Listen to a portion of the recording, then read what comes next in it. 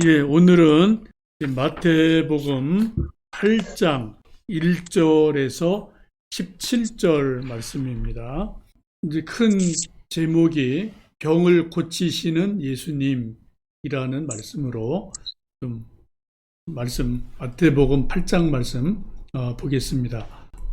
예수님의 생애는 33년이죠.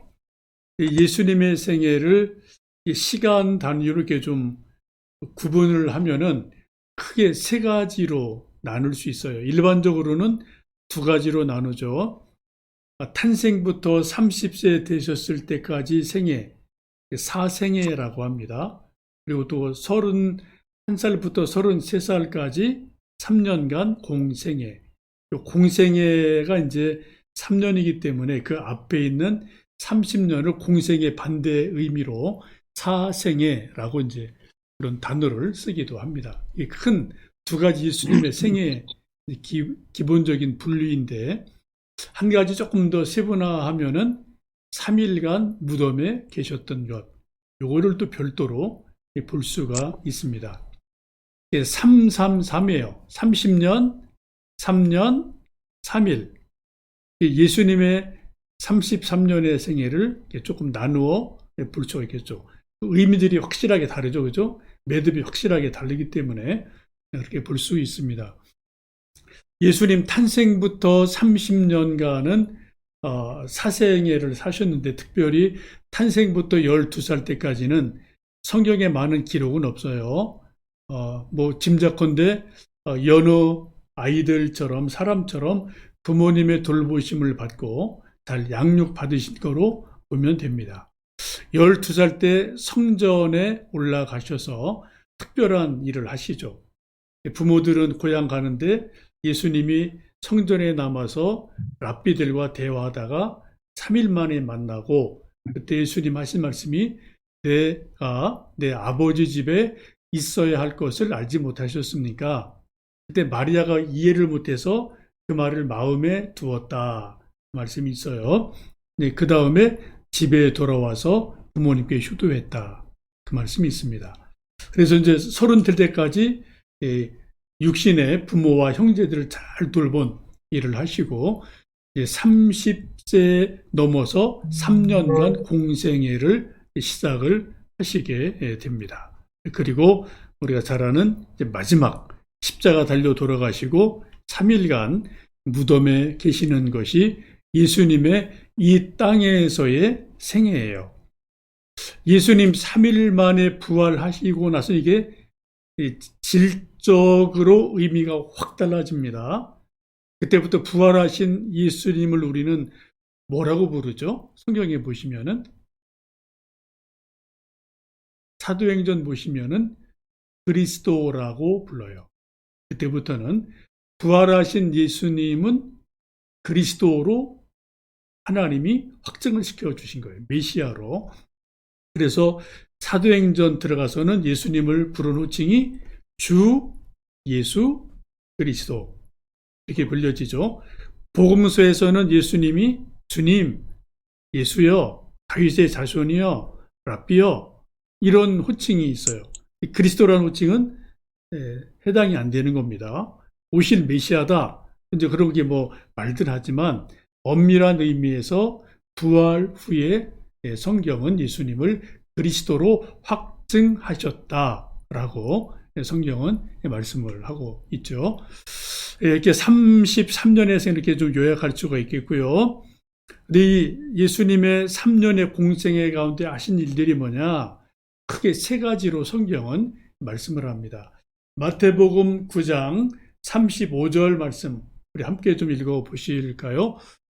예수께서 모든 도시와 마을에 두루 다니사 그들의 회당에서 가르치시며 천국 복음을 전파하시며 모든 병과 악한 것을 고치시니라. 예수님이 3년간 공생하신 것을 우리 마태복음 9장, 또 다른 데도 있어요. 세 가지로 딱 요약을 합니다. 첫 번째, 회당에서 가르치셨다. 회당뿐 아니라 뭐 들판에서도 가르치셨죠. 첫 번째는 가르치셨다. 두 번째는 천국 복음을 전파하셨다. 전파하셨다. 세 번째는 병, 악한 것들을 고치셨다. 이 세 가지예요. 가르치셨다는 영어로 teaching이죠. 그죠? teaching. 예수님은 하여튼 시간만 되면 하나님 말씀을 제자들에게, 백성들에게 열심히 가르쳤어요. 지금 우리도 지금 성경 공부하는 거죠. 나름대로.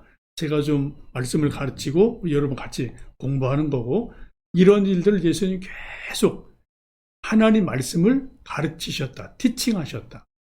두 번째는 복음을, 천국 복음을 전파하셨다. 프리칭이에요. 요즘 우리말로 말하면 설교하셨다. 프리칭, 설교하셨다. 그리고 세 번째는 모든 병, 악한 것들을 고치셨다. 고쳤다는 것은 힐링이죠. 그죠? 힐링.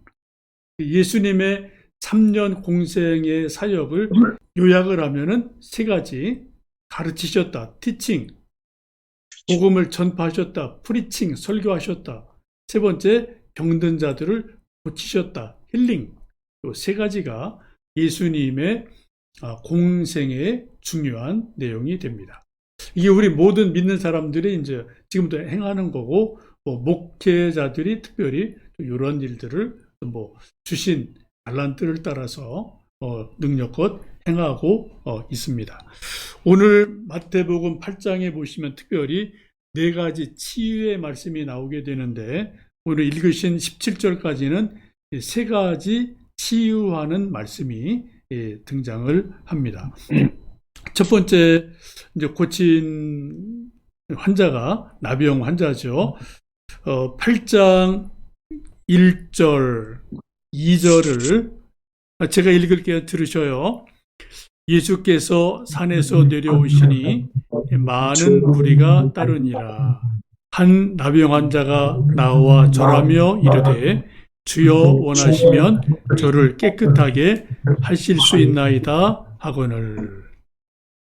요 말씀 이전에 7장까지 마태복음 5장, 6장, 7장이 여러분 뭐죠? 산상보훈이에요.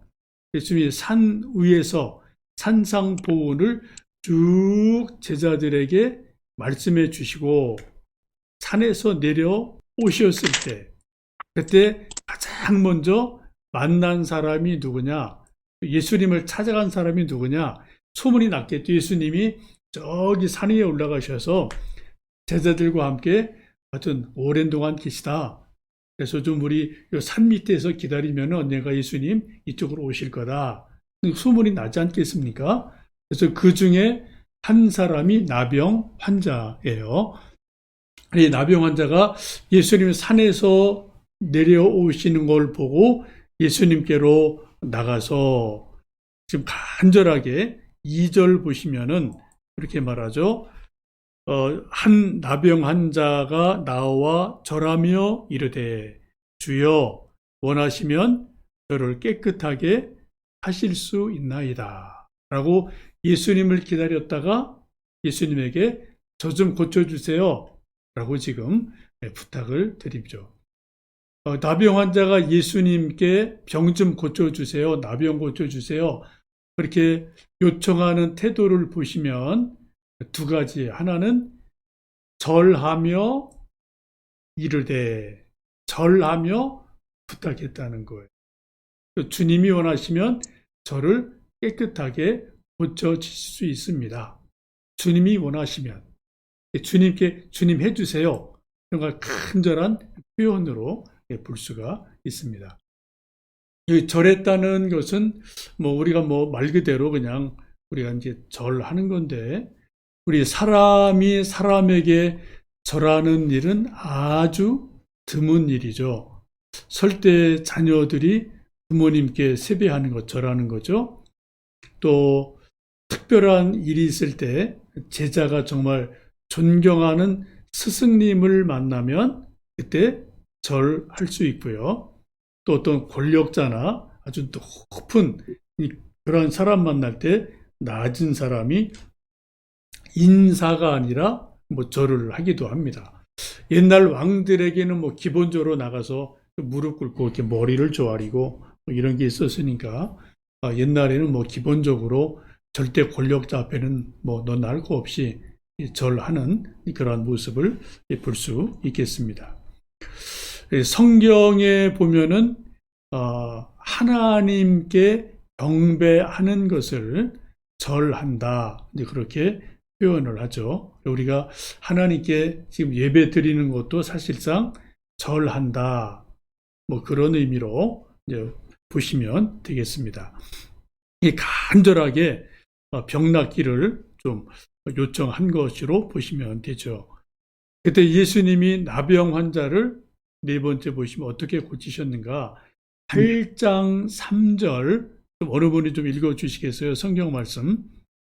예수께서 손을 내밀어 그에게 대시며 이르시되 내가 원하노니 깨끗함을 받아라 하시니 즉시 그 나병이 깨끗하여진지라. 아멘. 예, 감사합니다. 예수님이 그 요청을 받고 손을 내밀어 그에게 대시며, 손을 댔어요. 터치했다는 거죠. 그죠? 뭐 어깨에 댔는지 손을 잡았는지 우리가 머리 위에 손을 얹은지 정확히 모르지만 손을 대시고 그리고 말씀하셨어요. 내가 원하노니 깨끗함을 받아라.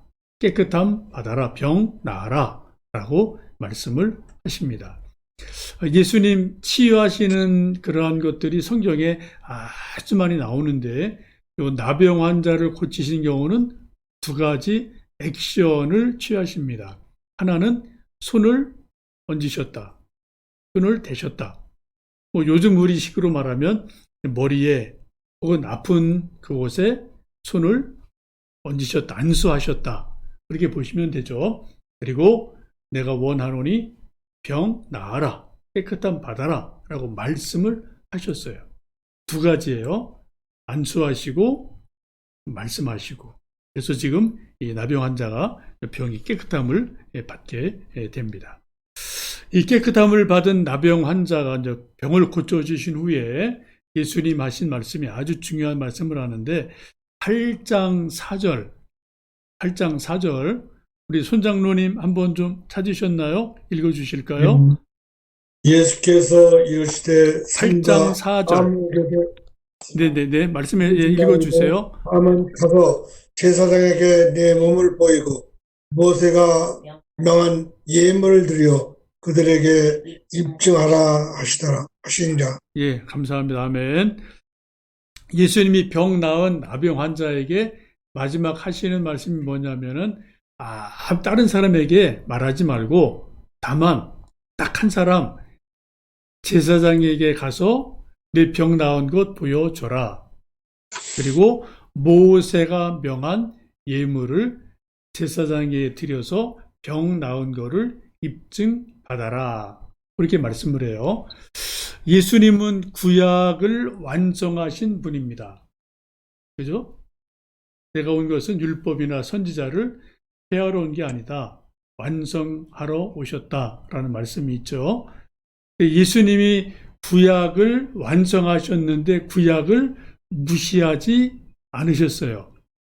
이거 중요한 말씀이에요. 예수님 병 고쳐주시고 하신 말씀이 뭡니까? 제사장에게 가서 네 병 나은 거 보여줘라. 제사장을 인정했어요. 구약의 대표 제사장이. 그리고 내 몸을 병 나은 거 보여줘라. 또 모세는 구약의 정말 대표적이죠. 십계명과 율법의 대표니까.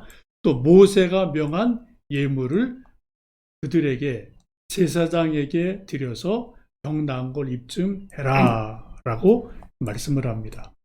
이 말씀을 이제 우리가 구약에서 보시려면 레위기 14장 1절에서 9절에 있는 말씀인데 제가 지난 주일날 말씀드렸던 거랑 이제 거기 같은 본문에 연결되는 부분이에요.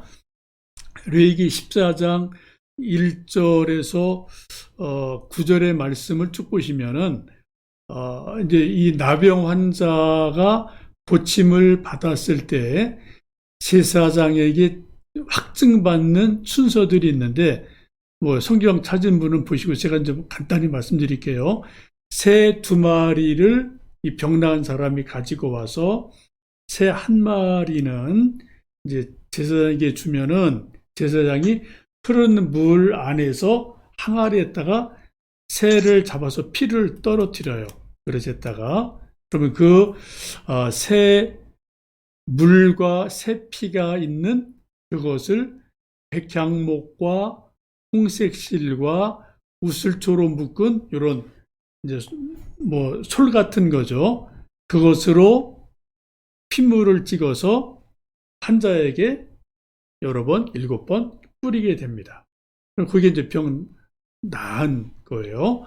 그리고 나서는 1마리 살아있는 새는 놓아줘요. 그냥 날려보내는 겁니다. 그리고 나서 병 나았으면은 일주일간 진 바깥에서 격리가 돼서 일주일간 병이 정말 깨끗하게 나았는지 그 과정을 지켜보는 거죠. 요즘 우리가 이제 코로나 보면은 외국에서 갔다 온 사람들 또 이제 뭐 감염된 사람들을 최소 2주간 자가격리든 강제 격리를 합니다. 격리를 시켜요.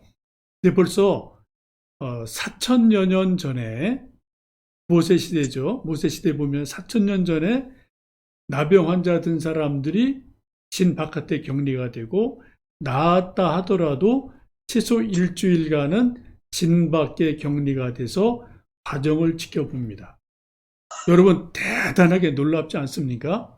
지금 우리들은 이 코로나 이 전염병 때문에 2주일간 격리되고 자가격리하는데 이런 병리학적인 현상들을 벌써 4천여 년 전에 모세 시대에 알고 있었어요.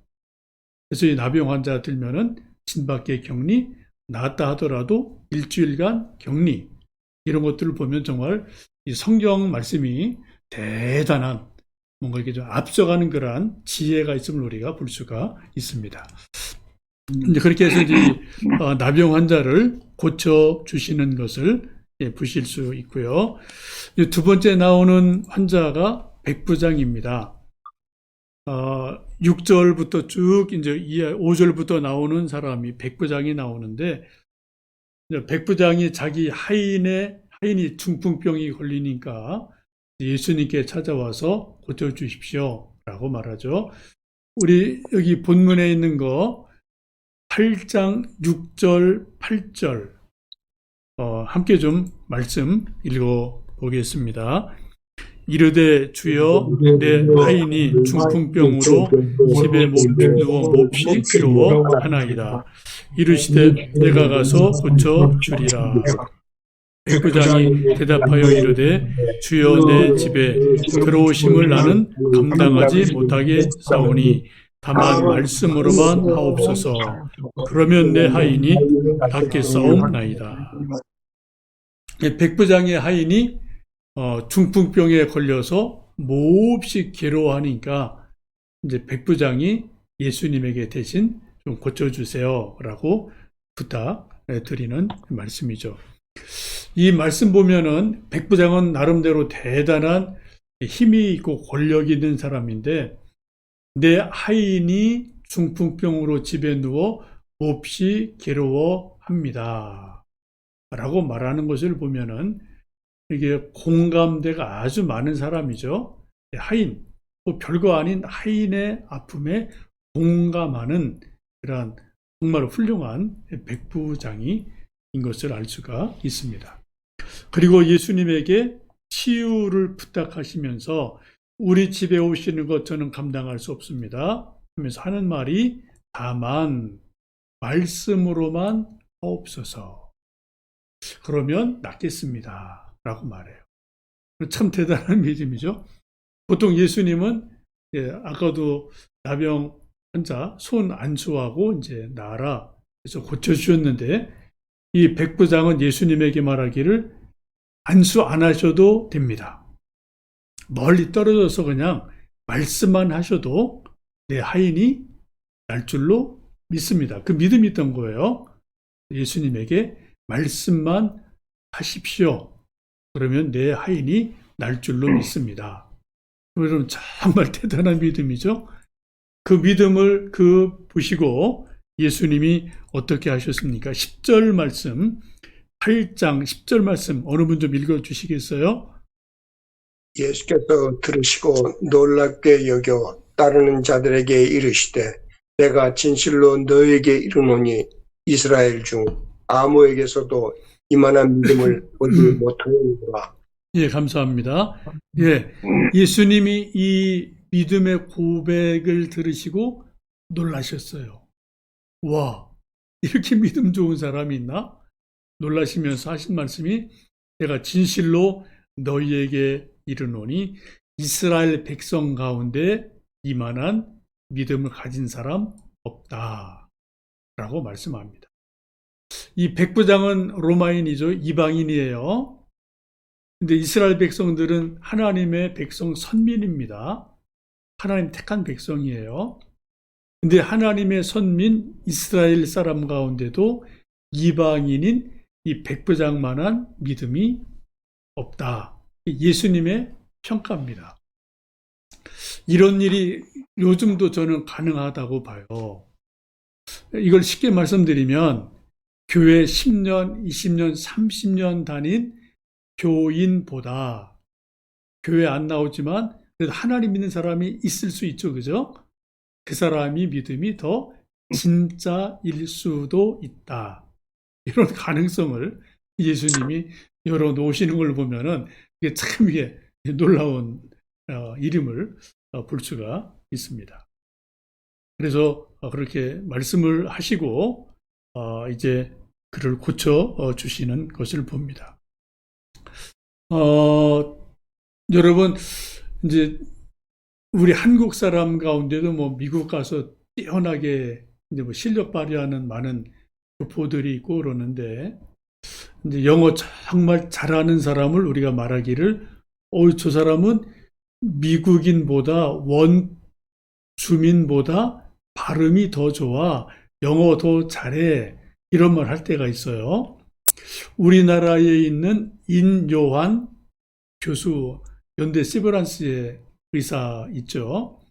이분이 이제 고향이 전라도 순천입니다. 여러분 아시겠지만 린 선교사라는 분의 4대째는 이제 그 손주가 되는 분인데 이분이 정말 뭐 순천에서 태어나서 초중고까지 다 나오고 이제 대학 연대 이제 뭐 공부하러 의대 가고 뭐 이렇게 한 분이어서 지금도 친구들 만나면 그냥 진짜 한국 사람보다 더 구성지게 전라도 사투리하고 뭐 된장 좋아하고 이런 분이에요. 그럼 가끔 뭐 이렇게 좀 TV에서 보실 수가 있을 겁니다. 이분이 우리 한국 의료계에 이제 기여한 것이 아주 많은데 그 중에 가장 큰 기여한 점이 앰뷸런스를 이분이 처음 만드신 거예요. 여러분 아실 거예요.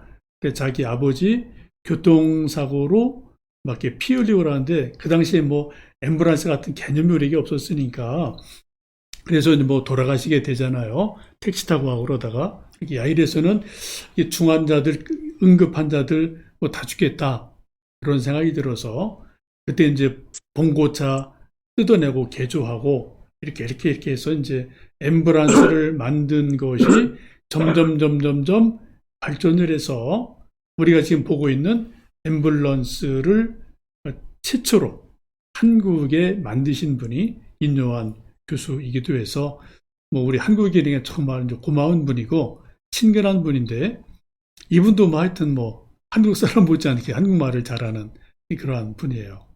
이 백부장을 보시면서 이스라엘 백성보다 믿음이 더 크다 그렇게 인정하시는 것을 보면서 우리가 좀 도전을 받을 수밖에 없게 되죠. 8번째 보시면 그 백부장의 이제 믿음을 보시고 예수님이 하인을 고쳐주시는데 어떻게 고쳐주십니까? 13절 말씀 어느 분 읽어주시겠어요? 예수께서 부장에게 이르시되 가라 내 믿음은 믿는 대로 될지어다 하시니 그 즉시 하인이 나으니라. 아멘. 백부장의 말을 듣고 말씀만 하시면 낫겠습니다. 그 말을, 믿음을 예수님이 받으셨어요. 그래서 오늘 지금 13절에 있는 것처럼 예수님이 그 집에 안 가셨어요. 그 중풍병 든 하인에게 손 안수 안 하셨어요. 멀리 떨어져 있죠, 거리가. 근데 여기서 어떻게 해요? 가라, 내 믿은 대로 될지어다. 내 믿음대로 됐다. 가라, 낫다. 그러니까 즉시로 백부장 하인이 낫다 라고 말씀을 합니다. 이게 말씀의 능력이라는 거예요.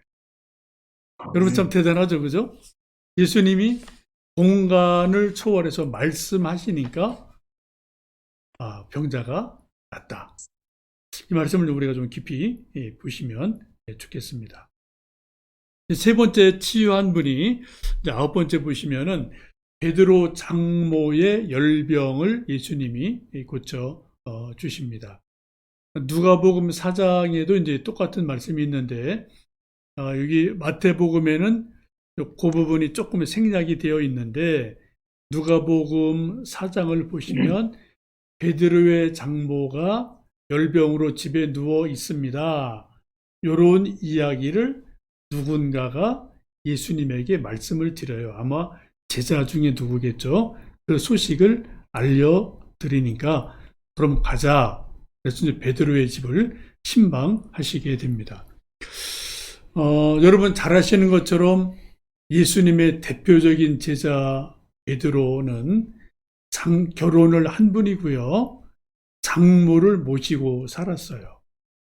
우리 볼 때는 베드로가 성격이 불같고 아주 그냥 억센 사람 같은데, 이 말씀을 보시면 의외로 가정적이고 또 장모님을 잘 모시는 또 멋쟁이 사위, 이런 모습도 우리가 이 베드로에게서 볼 수가 있지 않습니까? 참 베드로 사도가 여러 가지 면에서 독특한 면이 참 많은 분이기도 합니다. 여기 중요한 것은 누군가 그 장모가 열병 든 것을 예수님에게 사람들이 알려줬다라는 거예요. 이걸 요즘 우리말로 말하면 뭡니까? 김 집사님이, 박 권사님이 아직은 병원에 계세요. 또 어디 많이 아파요. 목사인 저나 우리 한 전도사님, 주 전도사님, 혹은 우리 셀 리더들, 우리 장로님들이 말 안 하면 우리는 알도리가 없어요. 우리가 눈만 뜨면 툭 앉아서 천리 보는 사람이 아니니까 알 수가 없단 말이죠. 누군가가 아프다, 무슨 기도할 일이 생겼다. 그럼 우리가 여러분 아시는 대로 목사에게 또 전도사님에게 알려줘서 위로하게 하고 기도하게 하고 또 필요하면은 신방하게 하고, 이런 것들 이제 여러분 서로 섬겨주고 알려주셨으면 좋겠습니다. 그래서 중보기도를 할 수가 있게 되는 거죠. 이제 그 말을 듣고 예수님께서 베드로의 집에 가셨습니다. 가셔서 15절 좀 어떤 분 읽어주시겠어요? 그의 손을 만지시니 열병이 떠나가고 여인이 일어나서 예수께 수종 들더라. 예, 감사합니다. 이번에 열병 들어서 끙끙 앓아 누워있는 베드로 장모를 어떻게 고치셨나요? 손을 만지셨다. 손을 잡아 일으키셨다. 여기는 말씀한 게 없어요. 그죠? 병 나라, 내 믿음대로 되라. 이런 말씀을 이건 생략이 돼 있어요.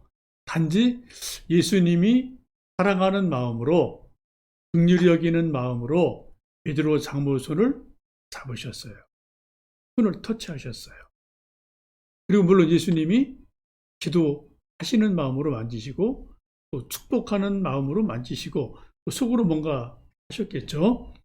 근데 그런 특별하게 입으로 말을 하지 않으셨음에도 불구하고 예수님이 손을 만지시니까, 손을 잡으시니까 열병이 즉시 떠나갔다. 터치, 안수할 때 병이 나았다라고 말씀을 합니다. 그리고 나서 병 나은 이 여인이 일어나서 예수께 수종을 들더라. 요즘 말로 말하면 뭐냐, 다과상 뭐 좀 예수님 드세요 하고 이제 다과상 준비했다. 이렇게 보시면 되겠죠. 예수께 수종드는 방법은 수십 수백 가지입니다. 이 베드로 장로가 우리 짐작할 때 다과상 만들어서 이거 시장하신데 좀 드세요. 이것도 수종드는 거예요. 마르다처럼. 또 마리아처럼 예수님 말씀 잘 듣는 것도 예수님 수종드는 거예요. 또 예수님 제자들처럼 가서 전도하는 것, 병자 고쳐주는 것, 또 예수님 명하신 거를 이 일 저 일 우리가 순종하는 것도 예수님 수종 드는 겁니다. 예배 드리는 것도 예수님 수종 드는 거고, 우리 뭐 물질이나 시간이나 달란트로 할 수 있는 만큼 우리가 예수님의 일을 행하는 것도 예수님께 수종 드는 일임에 틀림이 없습니다. 중요한 게 뭐예요? 병들 때는 이거 움직일 수가 없잖아요. 그죠? 꼼짝을 못 하잖아요. 또 가난해도 이거 하고 싶어도 못 하는 거죠. 여러분, 우리 인간은 철저하게 병 때문에, 가난 때문에, 무능력 때문에 꼼짝 못 하는 상황이 누구나 다 있습니다. 그거를 예수님이 해결해 주시니까 힘이 생기니까 그 힘으로 예수님을 수종 들었다. 그럼 우리가 당연히 해야 될 그런 일이고 예수님을 섬기는 섬김이 되죠.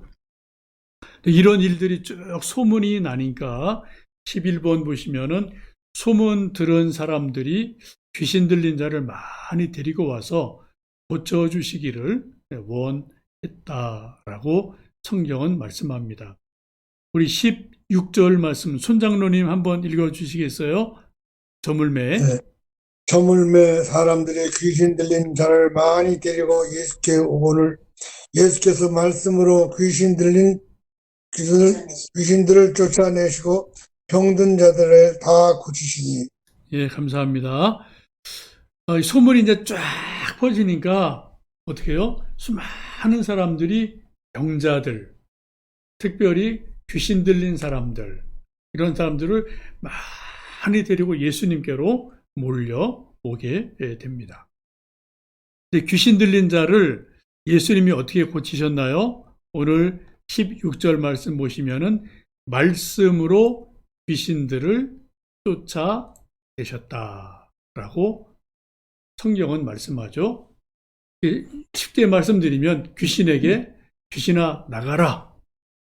뭐 이런 말씀을 하신 거죠. 그죠? 귀신아 나가라. 또 군대 귀신 들린 자에게도 그 귀신 들린 자가 막 사정을 하고 나를 여기서 쫓아내지 마시고 저 돼지떼에게로 갈 수 있게 해주세요. 그러니까 들어가라 라고 말씀을 하니까 귀신이 사람에게서 나와서 돼지떼에게로 들어가는 일들이 있지 않습니까? 예수님의 말씀은 하나님의 말씀이기 때문에 말씀으로만 능력이 있어요. 말씀 자체에 능력이 있어요. 여러분, 말씀은 크게 세 가지죠. 하나는 우리가 요한복음 1장에 있는 것처럼 말씀이 육신이 되어 오셨다. 그 말씀은 로고스라는 거죠. 말씀 자체, 하나님 말씀 그 자체예요. 근데 그것이 이제 성경책에 기록된 걸 우리는 written word, 기록된 말씀, 성경도 하나님의 말씀이고요. 또 하나 설교할 때, 프리칭 할 때 선포되는 말씀이 곧 하나님의 말씀이에요. 설교를 여러분이 잘 경청하고 또 설교하는 목회자가 정말 기도하고 설교 준비하고 믿음으로 말씀을 선포하면 어느 때는 그 설교 말씀 가운데 하나님의 말씀의 능력이 나타나서 정말 병이 낫고 귀신이 쫓겨나고 하나님의 역사가 나타나는 일들이 분명히 있습니다. 그래서 여러분도 특별히 성경 개인적으로 읽으실 때 이 성경이 하나님의 말씀이다 라고 믿고 우리가 읽지 않습니까? 대부분은 그냥 글씨 읽는 거죠. 근데 어떤 날 어떤 말씀은 내게 하나님 말씀으로 쿵 하고 내게 부딪혀 올 때가 있어요. 아주 가끔. 그럼 여러분 그 말씀이 내게 하나님 말씀으로 부딪혀 오면 그 말씀이 우리에게서 역사하는 것을 우리가 경험하지 않습니까? 여러분, 예수님이 귀신 들린 자들을 말씀으로 쫓아내셨다. 이 말씀을 잘 기억하시고 이 성경 말씀, 하나님 말씀의 권위, 능력을 우리가 좀 사모하고 그렇게 말씀을 보고 선포하시면 좋겠습니다. 마지막 12번, 12번째 보시면 예수님의 치유 능력을 구약 성경 이사야는 어떻게 예언하는가? 마태복음 8장 17절은 그렇게 이사야서를 인용을 하죠. 이는 선지자 이사야를 통하여 하신 말씀에 우리의 연약한 것을 친히 담당하시고 병을 짊어지셨도다함을 이루려 하심이더라. 요걸 이제 구약에 있는 말씀을 조금 더 보시면 이사야 53장 4절 말씀을 재인용하신 거예요. 우리 이사야 말씀 읽습니다. 시작. 그는 실로 우리의 질고를 지고 우리의 슬픔을 당하였거늘 우리는 생각하기를 그는 질병을 받아 하나님께 맞으며 고난을 당한다 하였노라. 이 표현은 조금 다르죠. 마태복음은 우리의 연약한 것을 친히 담당하시고 병을 짊어지셨도다 이렇게 기록하는데 이사야서는 그는 어린 양을 말하죠. 그는 우리의 질고를 지고 첫 번째 우리의 아픔, 병든 것, 질고를 그분이 지셨다. 두 번째 우리 슬픔을 담당하셨다.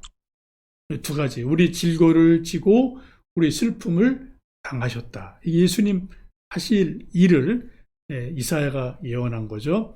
그런데 사람들은 생각하기에 그렇게 십자가 지고 질고 당하고 고난 당하는 것은 징벌 받은 거다라고 오해를 한다라고 말씀하고 있습니다.